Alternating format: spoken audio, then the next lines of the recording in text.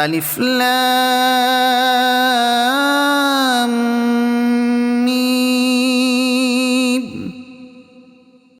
ذلك الكتاب لا ريب فيه هدى للمتقين الذين يؤمنون بالغيب ويقيمون الصلاة ومما رزقناهم ينفقون والذين يؤمنون بما أنزل إليك وما أنزل من قبلك وبالآخرة هم يوقنون أولئك على هدى